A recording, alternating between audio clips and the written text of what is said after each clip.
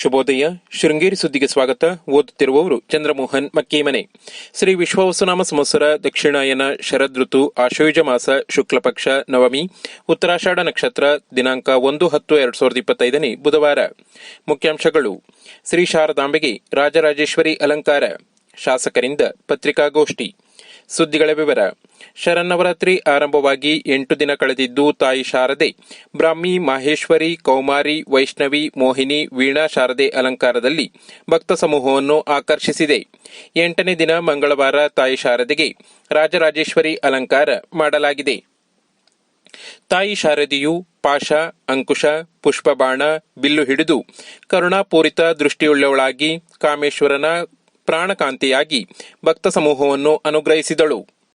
ಬುಧವಾರ ಶಾರದೆಯು ಸಿಂಹ ವಾಹನವನ್ನೇರಿ ಕೈಯಲ್ಲಿ ತ್ರಿಶೂಲ ಧರಿಸಿ ಚಂಡಮುಂಡಾದಿ ದುಷ್ಟದೈತ್ಯರನ್ನು ಸಂಹರಿಸಿ ಶಿಷ್ಟ ರಕ್ಷಣೆಗಾಗಿ ಜಗನ್ಮಾತೆಯು ಚಾಮುಂಡಿ ಅವತಾರದಲ್ಲಿ ಕಂಗೊಳಿಸುತ್ತಾಳೆ.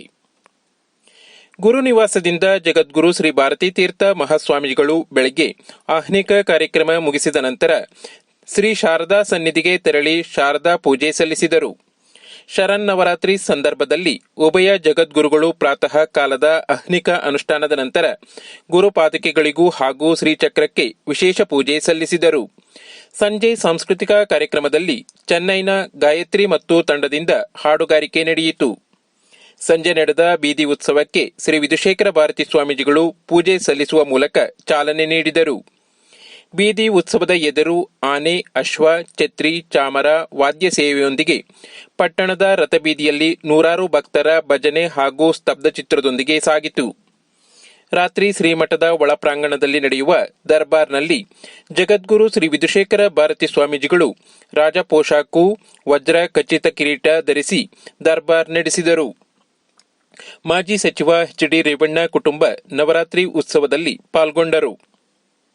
ಬುಧವಾರದ ಕಾರ್ಯಕ್ರಮ: ಶ್ರೀ ಶಾರದಾಂಬೆಗೆ ಸಿಂಹ ವಾಹನ ಅಲಂಕಾರ, ಶತಚಂಡಿಯಾಗದ ಪೂರ್ಣಾಹುತಿ, ಗಜಾಶ್ವ ಪೂಜೆ, ಮಹಾಮಂಗಳಾರತಿ.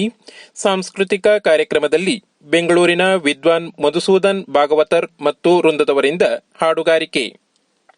ಮಾಜಿ ಸಚಿವ ಡಿಎನ್ ಜೀವರಾಜ್ ರವರು ರಾಜಕೀಯ ದುರುದ್ದೇಶದಿಂದ ಲೋಕಾಯುಕ್ತಕ್ಕೆ ದೂರುದಾರ ಎಚ್ ಕೆ ದಿನೇಶ್ ಅವರಿಗೆ ಪ್ರಚೋದನೆ ನೀಡಿದ್ದಾರೆ ಎಂದು ಶಾಸಕ ಟಿಡಿ ರಾಜೇಗೌಡ ಆರೋಪಿಸಿದರು. ಕೂತಗೋಡು ಗ್ರಾಮ ಪಂಚಾಯಿತಿಯ ಬೆಟ್ಟಗೆರೆ ಪ್ರಾಥಮಿಕ ಕೃಷಿ ಪತ್ತಿನ ಸಹಕಾರ ಸಂಘದ ಸಭಾಂಗಣದಲ್ಲಿ ಸೋಮವಾರ ಪತ್ರಿಕಾಗೋಷ್ಠಿಯಲ್ಲಿ ಅವರು ಮಾತನಾಡಿದರು. ನನ್ನ ಕುಟುಂಬ ಮತ್ತು ದಿವಂಗತ ಸಿದ್ಧಾರ್ಥ ಹೆಗಡೆ ಕುಟುಂಬದ ನಡುವಿನ ವ್ಯವಹಾರವನ್ನು ಕೊಪ್ಪ ಬಿಜೆಪಿ ಮುಖಂಡ ಎಚ್ ಕೆ ದಿನೇಶ್ ಅವರು ತಮ್ಮ ದ್ವೇಷ ರಾಜಕಾರಣಕ್ಕಾಗಿ ಬೆಳೆಸಿಕೊಂಡಿದ್ದಾರೆ.